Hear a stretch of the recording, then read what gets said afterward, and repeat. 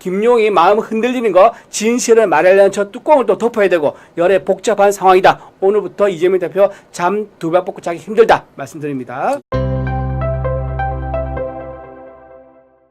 그리고 이재명의 최측근 김용이 항소심에서도 징역 5년이 선고되었다고 합니다. 불법 정치자금과 뇌물수수 등의 혐의라고 하는데 사실 김용이 받은 불법 정치자금과 뇌물 그 돈이 어디서 나왔겠느냐.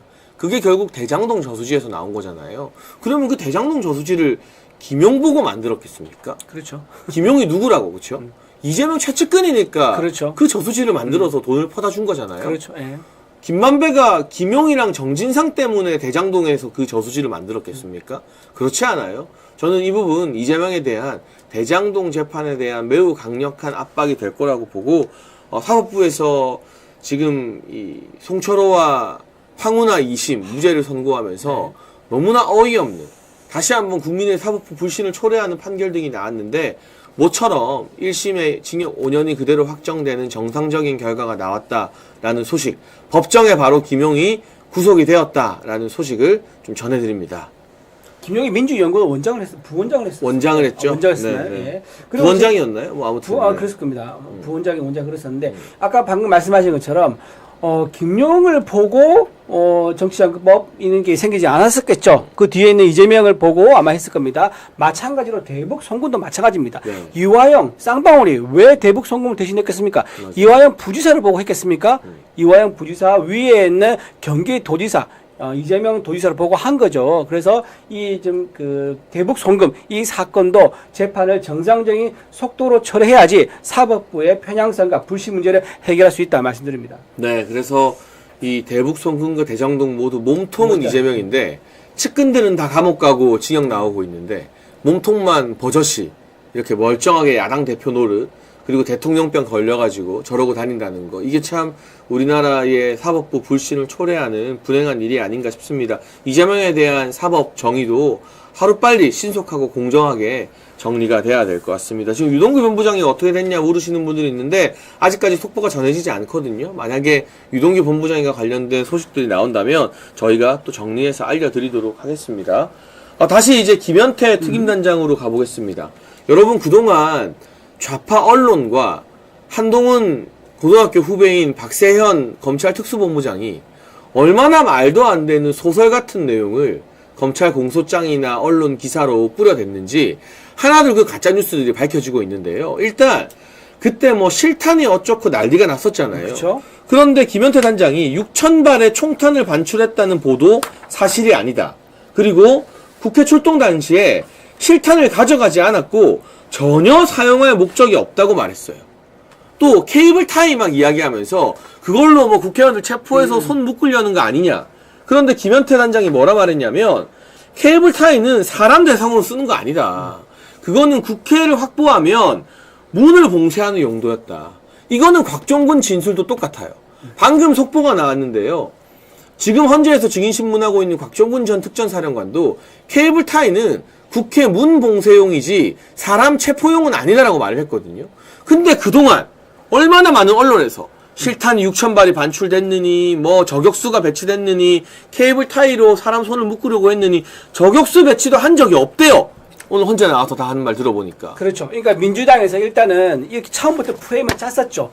체포라는 단어를 썼습니다. 그리고 국회의원 단어를 썼습니다. 그 체포 프레임을 그렇지. 확산시키고 논란하게 한 게 한동훈이잖아요. 그거를 뒷받침하기 위해서 뒷받침하기 위한 물증으로 네. 지금 동원된 게 총알을 반출해가지고 마치 장전한 것처럼 얘기하는 거예요. 그러니까요. 예. 장전해서 겨냥하면 사람이 꼼짝 못할 거 아닙니까? 그러면 그때 그 사람들을 인신 구속하기 위해서 케이블 타이를까지 준비했었다라고 이제 바늘을 하나, 둘, 셋, 넷 자기가 꿰어 맞추기 위해서 이렇게 동원되어 있는 어떤 해석에 불과하다라고 말씀드릴 수 있고요.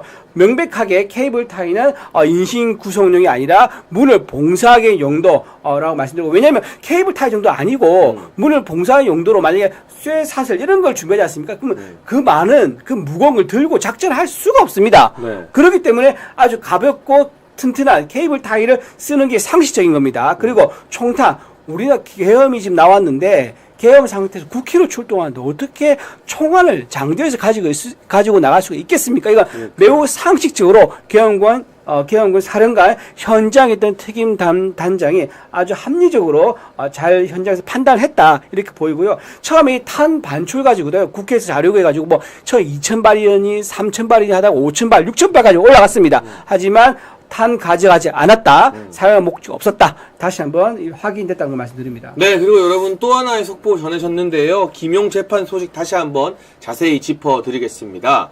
김용 전 민주연구원 부원장 같은 경우는요, 네, 이 징역 1심과 같이 징역 5년에 벌금이 7천만 원, 그리고 추징금이 6억 7천만 원이에요. 그러면 김용이 받은 돈 중에 6억 7천만 원이 문제다라는 게 이제 법원에서 공식적으로 인정이 된 거고요. 네. 여러분 다행스럽게도 유동규 전 본부장은 무죄가 선고됐습니다. 아, 네. 정말 다행이네요. 항소도 기각되면서 1심과 마찬가지로 네. 유동규 전 본부장에 대해서는 무죄가 선고되었다라는 반가운 소식까지 여러분께 전해드리고, 그럼 다시 말씀드리지만 이 6억 7천만 원이라는 재판부에서 인정된 어마어마한 거액의 불법 정치자금과 뇌물을 과연 김용 보고 줬겠느냐. 그렇죠. 그 뒤에 있는 이재명이 이건 책임져야 될 일이 아니냐라는 물음이 다시 한번 거세게 불거질 것 같고요. 그 와중에 우리 반가운 리아님께서 슈퍼챗 보내주셨는데요. 네. 이진우 대변인 축하 슈퍼챗 양심 선언들이 줄을 이었으면 좋겠네요 라고 말씀해 주셨는데, 사실은 제 소회를 또 좀 말씀드리면 저는 화요일과 목요일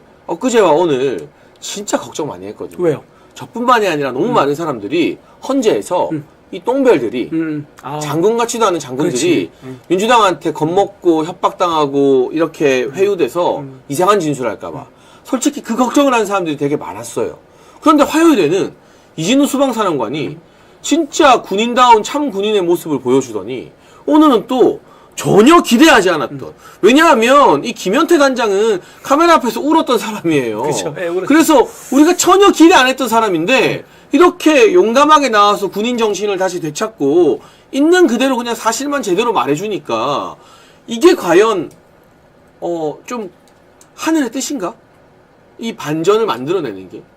그러니까 이게 이렇게 좀 봐야 될 것 같아요. 이것도 만약에 네. 국민 여론이 없었다면요, 이렇게 군인들이 정상적인 군인 정신을 발휘하고 군인다운 모습을 보이는 군인이 나타나기 어려웠을 겁니다. 힘들었겠죠. 그렇죠. 사람이기 사람도. 때문에. 네. 판사와 마찬가지입니다. 이 군인들도 이렇게 국민 여러분들이 응원해주고 성원해주고 탄핵 부당하다라고 주장을 하면서 용기를 얻은 군인들이 이렇게 앞에 나올 수 있었다라는 것을 말씀을 드리고, 용기를 내주고 더 우리 목소리를 내면 낼수록 이분들이 더 용기를 내서 진실을 말할 수 있다. 그렇게 말씀을 좀 드리고 싶고요. 아까 그 김용 그분이 구속됐지 않습니까? 네, 오늘 보석이 취소되고 법정 구속됐어요. 그렇죠. 네. 법정 구속됐는데, 자, 오늘 발 뻗고 잠 못 자는 사람이 있습니다. 이재명 대표죠. 자, 본인이 김용 바깥에 나와 있을 때야 그렇게 서로 막 따로 만나면서 으쌰으쌰하면서 우리 끝까지 가는 거야. 손잡고 어깨동무하고 도원 결의를 하겠지만요. 본인이 5년형을 받고 구치소에 들어가고 감옥에 들어가서 있게 되면요, 생각이 달라집니다. 지금 엄청 춥습니다. 자유도 없습니다. 외롭습니다. 그러면서 왜 내가 저 사람은 진범은 따로 있는데 왜 내가 뒤집어 쓰고 감옥에 들어와야 되느냐, 이 생각을 하루 종일 시간이 많기 때문에요, 서서히 빠져들 수밖에 없습니다. 거기에 빠져들면요, 마음을 고쳐먹고 진실을 얘기할 수가 있습니다. 자, 이재명 대표 지금 이 불안감을 어떻게 떨칠지 아마 지금 할 일이 많을 거예요. 항소심도 대응을 해야 되고, 지금 또 김용이 마음 흔들리는 거 진실을 말하려는 저 뚜껑을 또 덮어야 되고, 여러 복잡한 상황이다. 오늘부터 이재명 대표 잠 두 발 뻗고 자기 힘들다 말씀드립니다. 이제 보석까지 취소됐으니까, 네. 법정 구속이 됐으니 다시 보석이 인용될 가능성은 없죠. 없거든요. 예, 한번 취소되면 한 번 취소된 것이기 때문에 그러면 이제 김용에 대한 수사가 중요한 게 아니라 이 자금을 받은 배경, 대장동 저수지 이거 750억 결국 다 이재명 거 아니냐 하는 신문들이 구속 수감된 김용을 상대로 강도 높게 펼쳐질 것이고, 지금 이재명의 대장동 대판 1심이 공전하고 있습니다만 여기에도 이 항소심 선고 결과가 상당한 영향을 당연히 끼치게 되는 거죠. 그렇죠. 네. 김만배가 말했던 그분, 바로 그분이 누구인지 서서히 이제 실체가 드러나기 시작했다 말씀드립니다.